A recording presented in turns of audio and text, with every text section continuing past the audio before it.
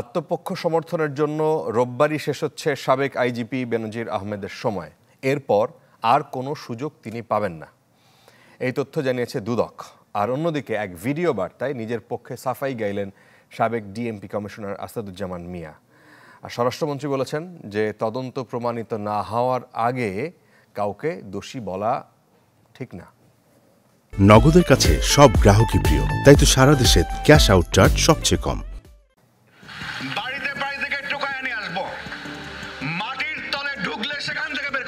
আগের বার যখন তলব করা হয় সাবেক আইজিপি বেনজির আহমেদকে, তখন অজ্ঞাত স্থান থেকে আসা তার চিঠির প্রেক্ষিতে 23 জুন ফের হাজির হওয়ার সময় বেঁধে দেয় দুদক। বৃহস্পতিবার দুদক আইনজীবী জানান, বেনজিরের আরও সম্পত্তির খোঁজ মিলেছে।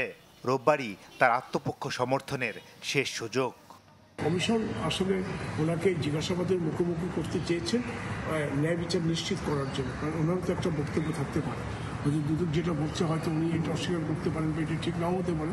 সেই জন্য ন্যায় বিচার নিশ্চিত করার জন্য ওনাকেও একটা সময় দেওয়া হয়েছে, যা শেষ হবে আগামী রোববার এবং সোমবার, যথাক্রমে 23শে জুন এবং 24শে জুন। আমরা আশা করছি, এখন আশাবাদী উনি আসবেন, জিজ্ঞাসাবাদের মুখোমুখি হবেন। যদি না আসেন তাহলে আইন তার নিজস্ব গতিতে চলবে।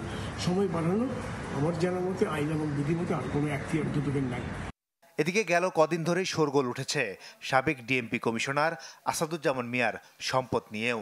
নিজের পক্ষে সাফাই গিয়ে এক ভিডিও বার্তায় পুলিশের সাবেক কর্তা জানান, দেশে ফিরেই সব প্রশ্নের জবাব দেবেন।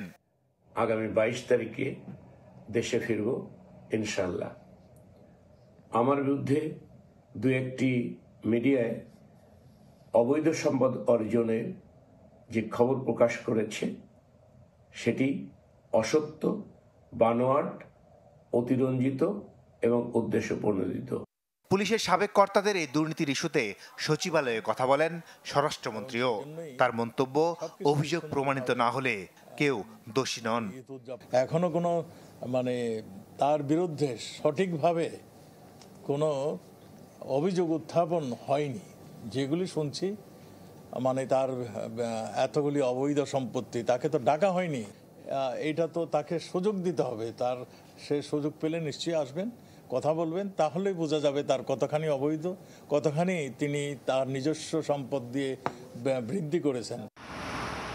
বেনজির আহমেদের অনুসন্ধান প্রতিবেদন দাখিল করতে 27 জুনের মধ্যে সময় বেঁধে দিয়েছিলেন হাইকোর্ট। মাসুদুর রহমান, চ্যানেল 24, ঢাকা।